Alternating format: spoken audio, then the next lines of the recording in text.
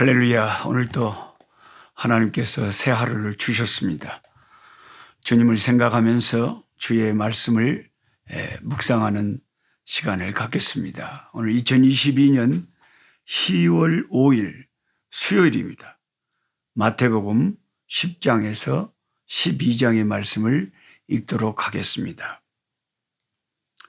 특별히 그 마태복음 10장에는 예수님께서 12 제자들을, 12 사도들을 부르시고 세우시는 장면이 나옵니다. 주님은 그 자리에 모여있는 사람들 중에서 즉흥적으로 너 나와 하면서 12명을 갑자기 뽑으신 것이 아닙니다. 이들을 세우시기까지 정말 오래도록 주님은 기다리시며 한 명 한 명 정말 12 사도들을 신중하게 뽑으셨습니다. 많은 목회자들이 교회 일꾼을 뽑는 일에 너무 조급하게 서두르는 데서 여러 가지 부작용이 일어나 교회에 혼란을 가져오는 경우도 많이 있습니다. 교회 직분자들은 결코 서둘러서 뽑을 일이 아닙니다. 직분자를 세우기 전에 먼저 성경에 있는 대로 시험하여 보고 그 후에 세워야 합니다. 처음 입교한 자들, 처음 믿는 사람들도 쉽게 굉장히 사람이 좋아 보이고 착해 보이고 충성스러워 보인다 할지라도 그 사람을 시간이 많이 투자해서 겪어보고 시험해보고 그리고 교회 일꾼을 세워야 한다 하는 것이 주님 성경의 가르침입니다. 10길 물속은 알아도 한 길 사람 속을 모른다 말이 있듯이 참 좋아 보이는 사람이라 할지라도 하나님의 몸된 교회를, 주님의 몸된 교회를 섬기는 일은 너무나 중요하기 때문에 사람 잘못 뽑아 놓으면 참 두고 그것은 큰 교회에 피해가 될 수가 있는 거죠. 교회 안에는 여러 가지 다양한 그릇들이 필요합니다. 금그릇도 필요하고 은그릇도 필요하고 나무 그릇도 필요하고 다양하게 다 필요합니다. 주님이 세우신 사도들을 보면 직업적으로 성품적으로 다 기질적으로 12명이 전부 다 다르고 너무나 특이하고 개성이 강하고 다양합니다. 예수님은 애초부터 가룟 유다가 자신을 팔아 넘길 것을 알고도 주님이 가까이 두시고 사도로 택하여 삼으셨습니다. 참 이런 것이 우리 보통 저와 여러분들은 쉽게 생각할 수 없는 참 깊은 하나님의 섭리입니다. 왜 예수님은 이 제자가 나를 팔아넘겨서 나를 죽음에 이르게 할 것이라는 것을 아시고도 12 제자로 가룟 유다를 택하셨을까요? 제가 이렇게 물어보면 여러분이 주관식으로 답을 할 수 있겠습니까? 왜 예수님은 이 가룟 유다가 나를 배반하여 죽음에 이르게 할 줄 알고서도 우리는 몰라서 사람을 함부로 믿다가 나중에 겁나게 상처를 입고 낭패를 당하잖아요. 네. 근데 예수님은 처음부터 사람을 다 아시잖아요. 네. 그런데 자신을 배반하여 은 30에 팔 가룟 유다를 왜 사도로 택하냐 이거죠. 그렇게 제가 물어본다면 여러분은 주관식으로 대답을 어떻게 적을 수 있겠습니까? 시험지. 이런 것이 중요한 답이 될 겁니다. 그 이유가 왜 예수님은 자기를 팔 줄 알면서도 가룟 유다를 사도로 택했느냐. 그 이유는 하나님 아버지, 하늘에 계신 하나님 아버지의 뜻을 이루기 위해서였는데 아버지의 뜻은 뭐였느냐. 그것은 기록된 성경을 응하게 하려는 그것이 하나님의 뜻이었죠. 구약 성경에 가까운 자가 배반하여 은30에 예수님이 팔리게 될 것을 구약 성경의 예언이 되는 거죠. 예. 그러니까 그 성경을 응하게 하고 하나님의 뜻이 이루어지게 하려고 자신에게 해를 끼칠 사람인 줄 알고서도 택하셨다 하는 것입니다. 그러니까 저와 여러분들도 주님의 뜻을 이루기 위해서라면 해 받을 것도 각오를 해야 됩니다. 제가 구약의 여인 가운데 레베카, 영어로 레베카죠. 한국 이름으로 리브가죠. 리브가를 그렇게 존경하고 그렇게 귀하게 여기고 리브가의 팬이 된 것은 제가 천국에서 리브가를 만나면 꼭 사인을 하나 받으려고 합니다. 너무 제가 좋아합니다. 리브가 너무 훌륭해요. 보통 우리가 교회에서 참 리브가가 너무 어여뻤다 그러잖아요. 어여뻤다. 그 외모가 출중한 여자들은 기도를 많이 하거나 미안합니다만은 대체적으로 그렇다는 거죠. 밤새 목이 새도록 교회에서 기도하고 그런 분들은 뭐 밤에 다녀도 별로 위험하지 않을 그런 분들이지, 아주 외모가 출중한 여자들은 교회에서 그렇게 영성이 그렇게 깊지를 못해요. 대체적으로 외모를 가꾸는 데 더 신경을 쓰겠죠. 근데 리브가는 다르지 않습니까? 리브가는 정말 큰 모습, 외모, 그것도 너무 아름다운 여인이었는데, 근데 속이, 그 마음씨가 너무 또 예쁜 거예요. 외모가 예쁜 것은 저리 가라고, 마음씨가 그렇게 예쁜 거예요. 그거 어떻게 아느냐? 성경에 적혀 있잖아요. 멀리서 낯선 나그네가 왔어요. 근데 물을 길러 우물에서 나오다가 그 나그네가, 처음 보는 나그네가 많은 양떼들이나 몇몇 수행원들을 이끌고 왔겠죠. 목이 마르다고 물을 좀 달래요. 근데 그 성경을 자세히 여러분 읽어보면 즉시 지체하지 않고 바로 그냥 그 착한 마음이 본능적으로 딱 행동으로 나타나는 거예요. 그건 폼 잡고 예를 쓴다고 그리 될 일 아니에요. 예, 지금 화면에 우리 손자 엘림이가 제가 잘 모르고 시방 등장을 했지만은 우리 엘림이, 예쁜 엘림이 잘 봐주시기 바랍니다. 그래서 그 리브가가 아이고 또 전기가 나가버리네요.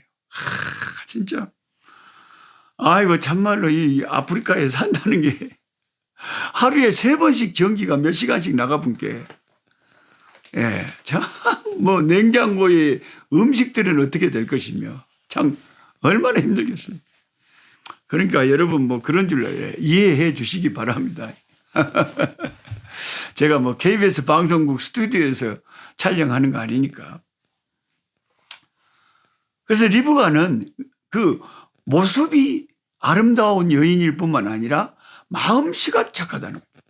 그래가지고 그냥 처음 그 나그네를 낯선 사람들 봤는데도 즉시 물을 길고 오다가 그 물을 달라고 하니까 즉시 우물로 다시 가서 물을 퍼와가지고 그 짐승들, 요청하지 않은 짐승들에게까지 다 물을 주더라요. 얼마나 착하고 얼마나 귀한 자매입니까? 예. 그리고 이제 다 그 아브라함의 종이 리브가와 그 가족들에게 다 얘기했죠. 사실은 내가 아브라함의 종입니다. 그러면서 그들의 친척되는 아브라함의 이야기를 쭉 하면서 지금 내가 사명을 가지고 이곳에 왔습니다. 내가 당신들 딸 리브가를 만나기 전에 하늘의 하나님께 기도했는데 우물가에서 그 참 우리 주인의 며느리감을 좀 만날 수 있게 하나님 인도해 주십시오.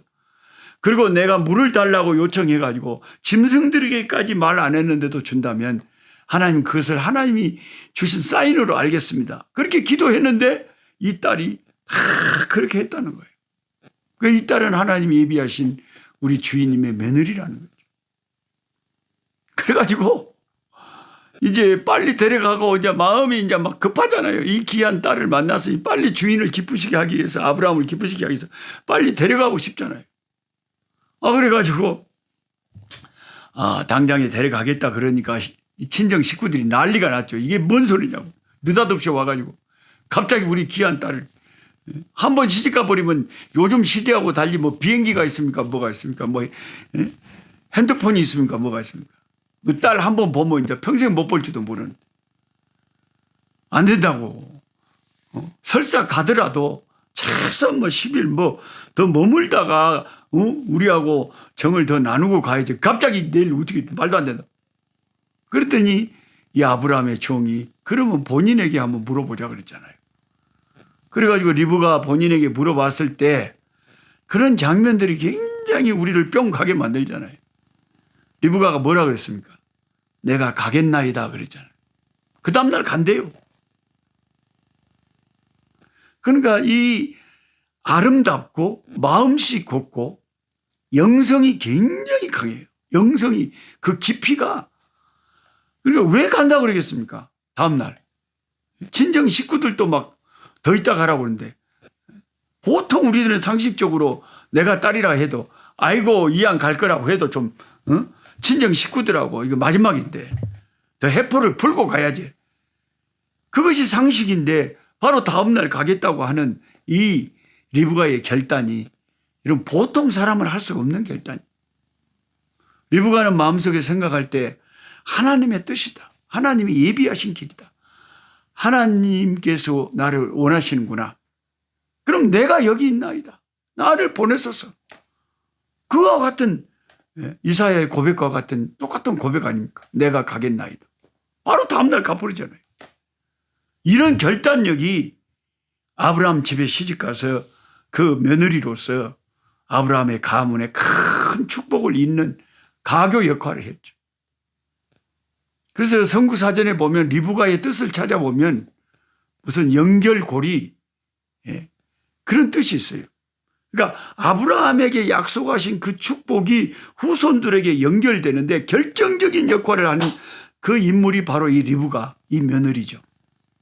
이 며느리가 아브라함의 가문에 시집을 가서 12명의 그 자기 아들 에서와 야곱을 낳아가지고 그 야곱을 통해서, 자기 그 리브가의 아들 야곱을 통해서 12명의 이스라엘 나라 기초를 세우는 12명의 아들들이 나오는데 그 어머니가 되잖아요.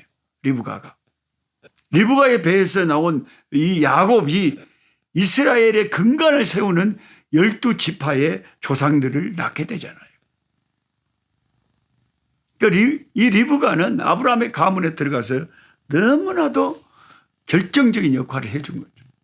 네. 그리고 리브가가 얼마나 위대하고 귀한 신앙을 가졌냐면요. 그 하나님께 그 두 쌍둥이가 뱃속에서부터 다투고 분열하는 것을 그걸 알고, 이 세상에 수많은 여인들이 아이를 갖지만요, 뱃속에 있는 아이가 싸우는지 아니면 즐거워서 노는지 움직이는지, 움직여도 그게 그 감정까지, 뱃속의 아이의 감정까지 모릅니다. 그런데 리브가는 알았다는 거죠. 두 아이가 싸운다는 것을 알고 심각하게 생각하고 하나님께 그걸 기도 제목으로 삼았다는 거예요. 보통의 부모들, 어머니들은 자식들을 잘 파악을 못하고 있다가 나중에 큰 일이 생긴 후에야 내 자식이 이런 일이 있었냐, 그런 뒤통수 맞는 경우가 많잖아요.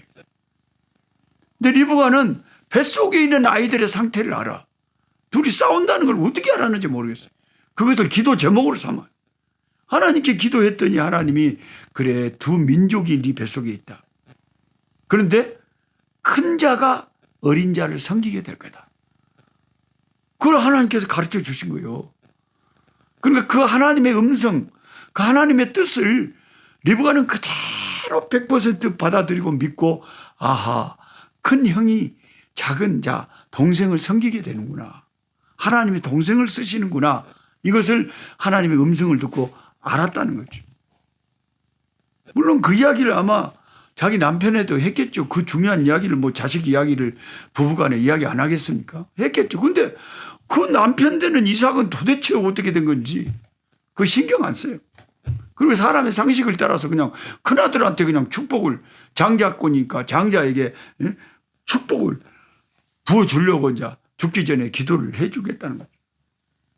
그것 때문에 이 부인되는 리브가가 늘 노심초사해가지고 제 양반이 인간적인 생각으로 하나님의 뜻은 큰 자가 어린 자를 섬기는 건데 큰 장자에게 큰 축복을 내려주는 것은 하나님 뜻이 아닌데 이 둘째 아이 야곱이 축복을 받아야 되는데 아버지한테 그런 생각을 늘 하고 있었는데 드디어 이삭이 이제 큰아들 축복해 준다고 뭐 잡아오라 그러니까 어느 부인 리브가가 나서가지고 자기 둘째 아들을 방에 들려보면서 네가 축복받아라. 아버지가 시방 하나님의 뜻도 모르고 저렇게 빨리 네가 받아라. 그리고 야곱이 겁이 나가지고 그러다가 엄마 내가 형이 아니란 것을 눈치채갖고 아버지가 나를 저주를 하면 축복이 아니라 저주를 기도 속에 그냥 거짓말했다고 속였다고 저주를 해버리면 나는 어떻게 해요? 바로 그 순간에 그 리브가가 했던 그 말을 저는 메아리처럼 기억을 하고 너무나 위대한 말을 했죠. 그게 리브가의 신앙 고백입니다. 리브가가 뭐라 그랬습니까? 그 저주는 내가 받으리라 그랬죠. 이게 무슨 뜻입니까? 하나님의 뜻을 우리가 성취하고 이루는 데 있어서 저주가 임하든 재앙이 임하든 고통이 임하든 그게 십자가가 우리에게 닥치든 그걸 감당해야 된다는 거예요. 그 저주는 내가 받을게 잔소리하지 말고 빨리 가 시간 없어. 그런 어머니의 결단력 때문에 야곱이 들어가서 이삭의 축복을 받고 그 방에서 나올 때 여러분 성경을 제 말을 듣고 다시 찾아보시면 아실 거예요. 축복 기도 받고 나오는 순간 어떻게 됐어요? 에서가 들어왔다니까요. 집에. 에서가 들어온지라 조금만 늦었으면 어떻게 된다는 거예요? 난리가 나는 거죠. 난리가 나는 거죠. 그러니까 어머니의 이 결단력이 아니었더라면 그 축복이 야곱에게 하나님의 뜻이 이루어지는 것이 방해를 받았을 수도 있다는 거예요. 그러니까 예수님은 왜 가룟 유다를 자기를 배반할 줄 알면서도 12사도로 택했느냐. 가장 큰 핵심 이유는 하나님의 뜻을 이루기 위함입니다. 왜 예수님이 이 땅에 오셨습니까? 십자가에 달려 우리를 위하여 피 흘려 주시기 위해서 오신 거 아닙니까? 죽기 위해서 오신 거 아니에요. He lived to die. 그는 죽기 위해서 사셨다. 그러니까 예수님은 오신 목적 자체가 십자가를 향하여 오신 거예요. 우리를 구원의 길을 뚫어주기 위해서 이 죄인들에게 십자가를 지시기 위해서 오셨고 그 과정 속에 가룟 유다가 들어있는 것이죠. 그래서 주님은 그 가룟 유다가 자기를 죽음에 배신하여 팔아 넘길 줄 알면서도 가룟 유다를 가까운 자기 12사도 중에 하나로 뽑고 가까이 하셨다는 거예요. 그러니까 하나님의 뜻을 이루는 데 있어서 죽음이라도 고난이라도 아버지 뜻이 이루어진다면 그것을 받아들였다는 것입니다. 리브가의 고백도 그 저주는 내가 받으리라. 얼른 가서 이거 하나님의 뜻이니까 받아. 축복받아. 그래서 야곱이 축복받게 했고 그 축복을 야곱이 받아서 12아들을 낳고 이스라엘 나라 하나님의 아브라함과 그 아들 이삭과 야곱과 모든 선지자들을 통해서 약속하셨던 그 축복이 이루어지도록 하셨다는 거예요. 그 과정 속에는 이 며느리 리브가의 결단력 있는 과감한 순종, 지체하지 않은 순종과 결단이 있었다는 것입니다. 오늘 12사도를 부르신 우리 주님의 모습을 보면서 대부분의 사도들이 다 순교했고 다 주님의 뜻을 주의 이름을 증거하다가 자기 목숨을 내놓았습니다. 사도 요한만 장수했지만 그것도 하나님의 뜻이었죠.